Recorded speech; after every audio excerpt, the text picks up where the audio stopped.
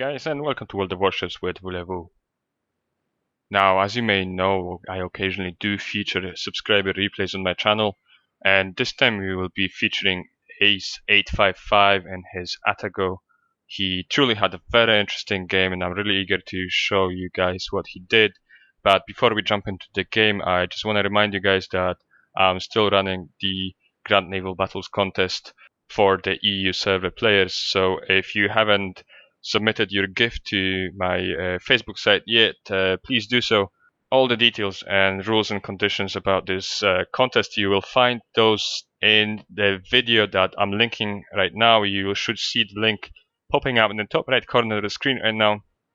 And also, this is a very interesting 3-minute video where I managed to get 11 citadels in my tier 7 Russian Kiev destroyer. So do check it out for either of these reasons. And right now, let's jump into the Atago replay. So guys, as you can see from the team list, this is a tier 8 game, although on both teams you can see quite a few tier 6 ships. And usually when I look at the team list, I usually look at the ships that pose the biggest threat to me, and I believe that in this game, the Tirpitz and the Colorado could be quite dangerous, especially if you get up close with the Colorado. The Mogami is quite an adversary for the Atago as well. The rest of the enemy ships, I think that the Atago is quite capable of handling. So those 3 ships would be the ones I would be watching out for the most when sailing in this particular battle myself. So Ace55 is spawning smack in the center of the southern side of the map north. And it seems that he must be running the game on a slightly weaker computer because he hasn't loaded in yet and somebody just rammed him. But I see smoke coming out of his smokestacks now, so he's in the game now, and let's see what he's going to do.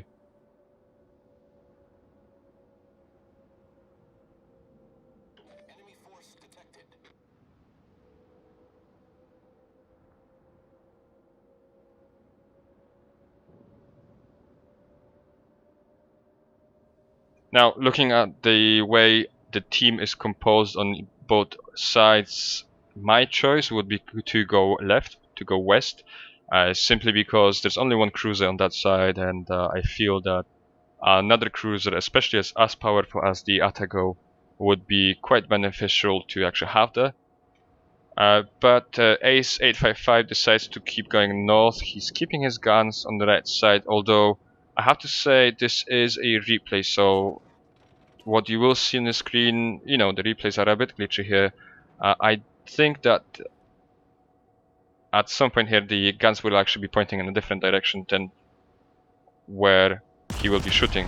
Oh yeah, well that's it, that's precisely the moment. So sorry guys, that's the replay system in World of Warships, that's not me.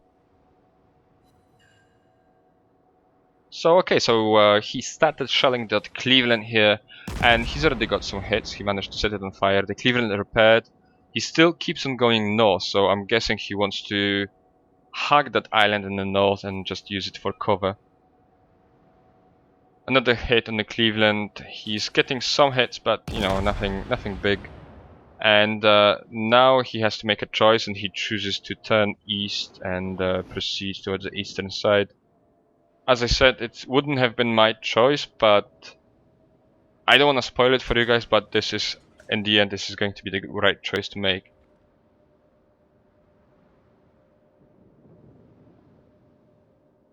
So he's hugging this island right here, and he just managed to spot the Mogami, which is only about, what, 6.6 kilometers away from him.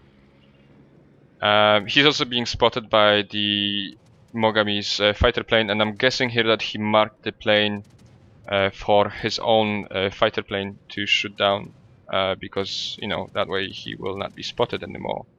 And this is also the moment he noticed the Mahan, and I'm guessing that he's preparing to engage the enemy destroyer, and that's the enemy fighter plane down. So he's launching torpedoes here. This is a very good idea. It's like a precaution, just in case the Mahan was trying to do any, you know, to try any funny business with him. And he opened up on the Mahan with his guns, and he got a really decent hit, just over 3,000. And those torpedoes are looking really good as well. They don't really have to hit. All you need right now is just to panic the destroyer a little bit. That's another salvo here, just another 3000. This is really good. And see to the left here, there's a Hatsuharu 3.7 kilometers away. So this situation is getting a little bit serious now. You've got two pretty dangerous destroyers not far away. Both of them definitely within torpedo range. So you really need to watch out. And he's reversing, which is quite a bold move. But, well, there you go. Surprise torpedo hit on the Hatsuharu. And also a double strike because he managed to finish off the Mahan as well. So this came out really good. Now there's a Farragut coming in only 3 kilometers away, and I'm sure that the Farragut is aware of the fact that he must be out of torpedoes, so he's kind of charging in here. But he also gets a surprise hit on the battleship, which is really good. So not even 5 minutes into the battle, he's already managed to kill 2 ships and score 2 torpedo hits and get a double strike award, which is really good. So he's angling himself against that battleship, but he's also ready to shoot at the Farragut, and he's getting a massive hit, just over 5,000 on the Farragut, damaging the destroyer's engines. And he's moving away, keeping himself angled against that battleship who is hiding in the smoke cloud. Opens up on the enemy destroyer again, getting a massive 6,000 hit and just finishing it off with a fire. And as you can see, there's torpedoes in the water, but I really do not expect him to have any trouble avoiding these. And again, he's very mindful of the Nagato in the smoke cloud, just leaving the smoke cloud right now, angling himself against it. He is getting hits quite a lot, but no citadels. And this is very good play by Ace 855. So he's building distance against that Nagato. The battleship is very dangerous in such close range, but he's building that distance and he's already managed to set it on fire. And obviously he will manage to let 2 full salvos out before the Nagato reloads. And that's the shells coming out of the Nagato. He instantly reacts by angling his ship even more, and all those shells fly by him very harmlessly. Nagato gets a big hit from somebody else, and he's still burning from Ace's HE fire.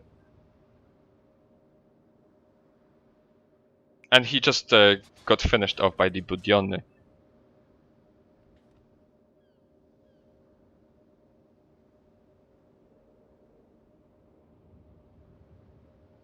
So far, excellent results. 3 kills, all 3 on the enemy destroyers, which is a very good result, and this is something that you can do with the Atago.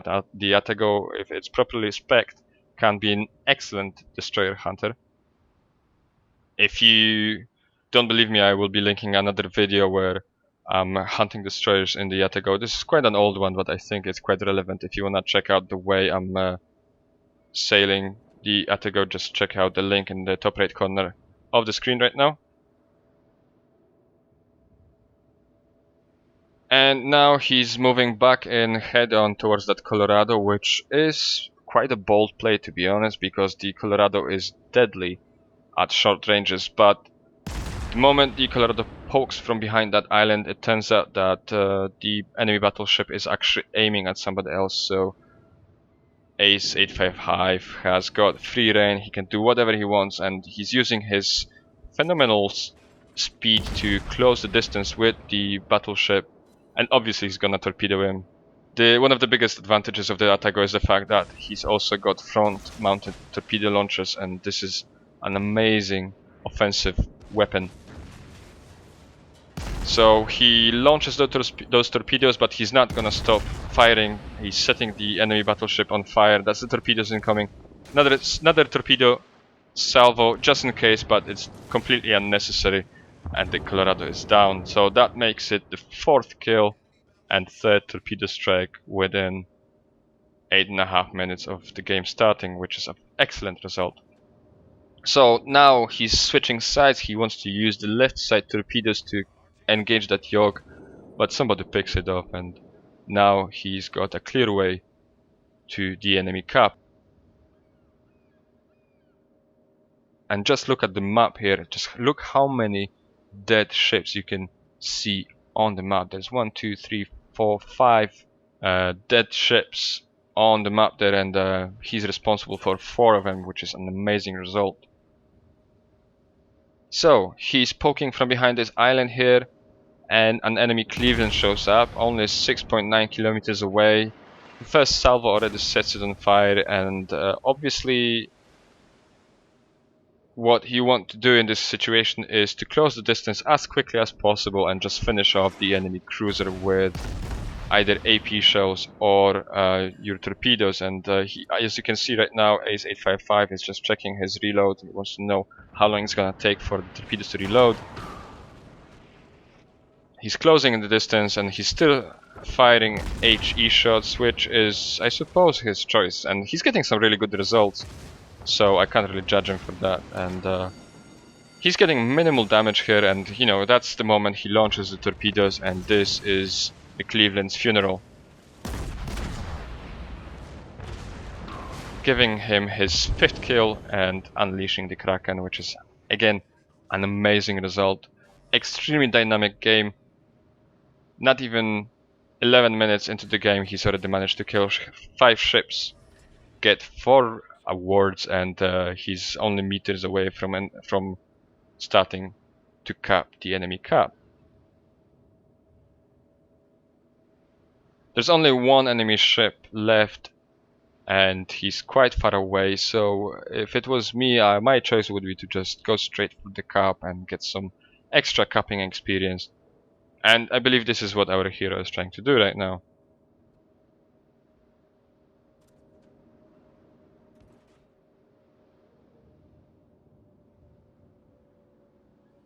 So the only ship on the enemy team is the Mogami, which I mentioned at the beginning when assessing the composition of the enemy team. He's only on about 8,500 health points, and again, if it was me, I would have just let it go and just capped it out, because even pursuing this Mogami right now wouldn't give you as much experience as getting a full cap's worth of capping experience.